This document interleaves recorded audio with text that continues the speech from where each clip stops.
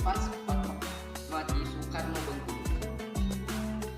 Puji serta syukur kita panjatkan kepada Allah Subhanahu wa taala karena masih memberikan kita nikmat kesehatan seperti yang kita rasakan pada saat ini. Salawat dan salam kita aturkan pula kepada Nabi besar kita yaitu Nabi Muhammad SAW, yang mana berkat pertolongan beliaulah kita bisa merasakan nikmatan yang kita rasakan pada hari ini.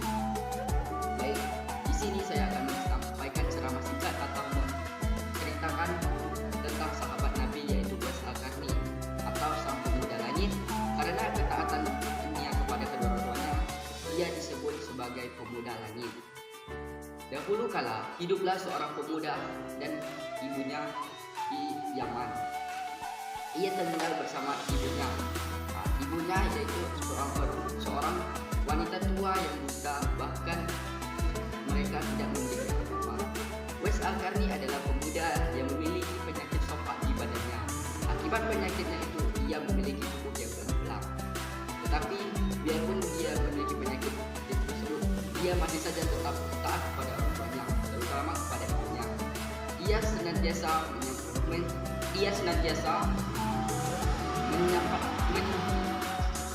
senantiasa merawat ibunya dengan sepenuh hati, dan dia juga senantiasa memenuhi semua perintah atau keinginan ibunya. Hanya satu keinginan ibunya yang sulit dia untuk lakukan atau penuhi, yaitu keinginan orang tuanya untuk menunaikan ibadah haji. Pada suatu ketika ibunya berkata kepada anaknya, "Wahai anakku, mungkin usiaku tidak lama lagi bersamamu. Bisakah ibu menunaikan ibadah haji?" Nah, mendengar perkataan itu, maka Uwais Al-Qarni pun berpikir sejenak, bagaimana ia mengantarkan ibunya ke Mekah, sedangkan jarak dari Yaman menuju ke Mekah itu sangatlah jauh. Mereka pun tidak memiliki apa-apa. Biasanya orang saja menggunakan unta, menggunakan berhari-hari, tetapi bagaimana mereka tidak memiliki apa-apa? Lalu Uwais Al-Qarni pun berpikir dan merenung sejenak untuk mencari solusi. Setelah beberapa saat, Uwais Al-Qarni pun mendapatkan solusinya, yaitu dengan ia membelikan seekor anak sapi atau anak lembu. Nah, apakah guna anak sapi atau anak lembu tersebut? Ternyata anak sapi atau anak lembu ini digunakan oleh Uwais Al-Qarni untuk melatih otot-otot tubuhnya supaya menjadi lebih kuat, yaitu dengan cara menggendong bolak-balik anak sapi itu setiap pagi naik turun bukit sehingga tubuhnya menjadi lebih kuat. Makin hari anak sapi itu makin berat. Begitu pula dengan otot-otot Uwais Al-Qarni, makin hari otot-ototnya pun bertambah dengan lebih kuat.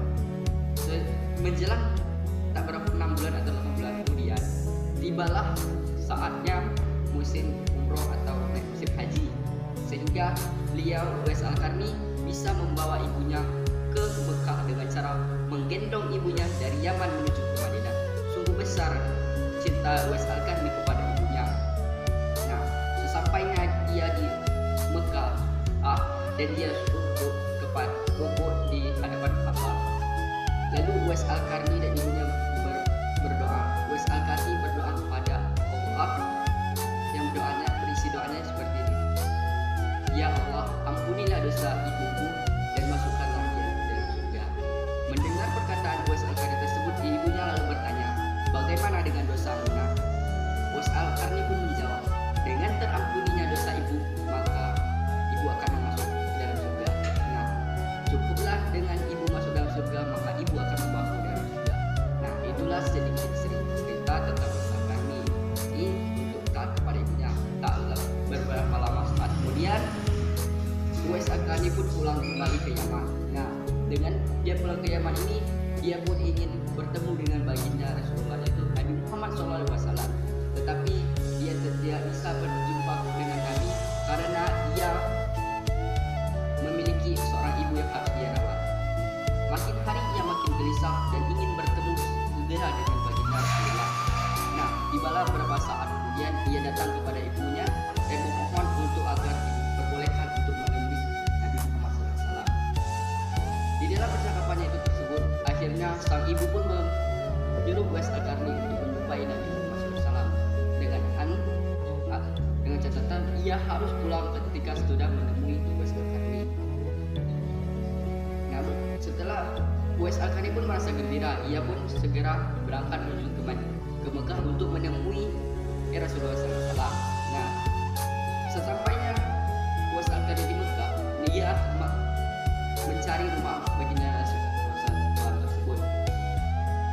Setelah dia mengetahui rumah Rasulullah, dia langsung pergi ke sana untuk menemui Nabi Muhammad SAW. Dia mengucapkan salam. Keluarlah seorang wanita yang menjawab salam Uwais Al-Qarni tersebut. Dan Uwais Al-Qarni bertanya, di manakah Nabi sekarang? Wanita tersebut adalah Siti Aisyah, istri Nabi Muhammad SAW. Dia menjawab, Nabi saat ini tidak ada di rumah karena sedang berada di Mina. Hati Uwais Al-Qarni pun sangat hancur karena dia sudah jauh-jauh dari Yaman ke Mekah untuk menemui Nabi Muhammad SAW, tetapi nabinya tidak ada.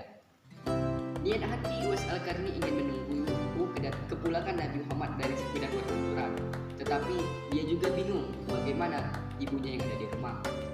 Dia pun berpikir, lalu dia mengambil keputusan bahwa ia akan pulang saja untuk merawat ibunya, dan dia menitipkan salam kepada Siti Aisyah untuk Nabi Muhammad SAW. Tak berapa lama kemudian, usailah peperangan tersebut, sehingga pulanglah Nabi Muhammad SAW dari medan pertempuran. Lalu sesampainya ia di rumah, ia berkata kepada Siti Aisyah, apakah ada yang ingin bertemu denganku? Lalu Siti Aisyah menjawab, ya ada, yaitu pemuda yang bernama Uwais Al-Qarni ingin berjumpa denganmu. Setelah mendengar hal tersebut, Nabi Muhammad SAW ceritakan kejadian itu kepada Abu Bakar dan juga Khalifah Ali bin Abi Thalib.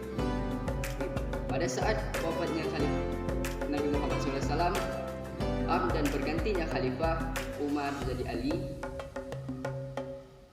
mereka pun teringat kisah Nabi Muhammad SAW, yaitu dengan akan ada seorang pemuda yang doanya sangat makbul dan sangat dikabulkan oleh Allah SWT.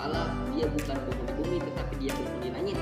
Nah, mendengar teringat dengan kata tersebut, sang Khalifah menyuruh Khalifah Abu Bakar dan Ali bin Abi Thalib untuk mencari pemuda tersebut. Beberapa saat kemudian Khalifah Ali dan Umar pun mencari keberadaan Uwais Al-Qarni, dan mereka akhirnya pun bertemu dengan Uwais Al-Qarni. Lalu mereka meminta doa kepada Uwais Al-Qarni, yaitu, wahai Uwais, siapakah engkau? Dia pun menjawab, hamba Allah.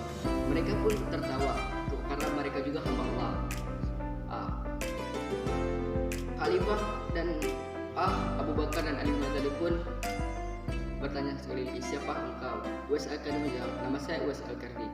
Selagi menjabat tangan Uwais Al-Qarni, Khalifah pun membalik telapak tangannya. Ternyata benar yang ada dikatakan Nabi Muhammad SAW.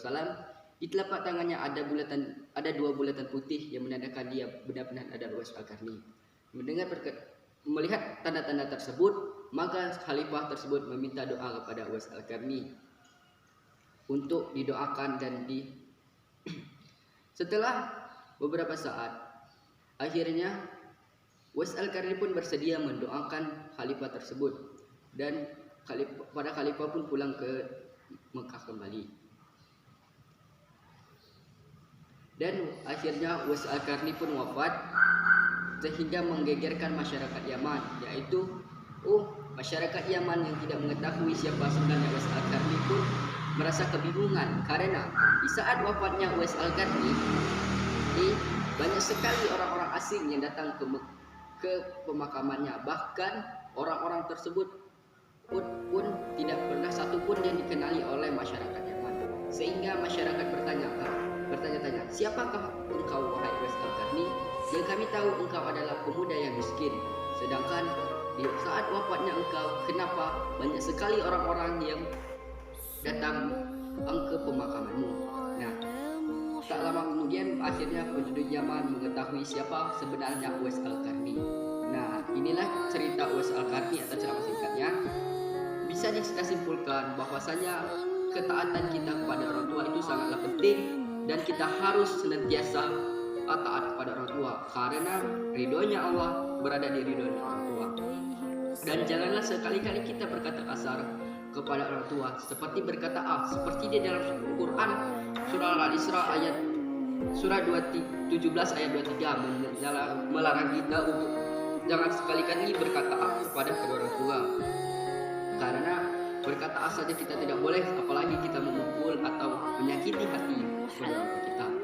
Dan mari kita sebagai anak untuk taat kepada orang tua dan mematuhi semua perintahnya agar kita menjadi dapat mengambil agar kita menjadi seperti WSKK ini bisa seperti kita taat kepada orang tua. Dengan taatnya kita kepada orang tua, maka Allah akan merindukan segala yang kita lakukan. Mungkin cukup sekian video yang dari saya akhiri. Wassalamualaikum warahmatullahi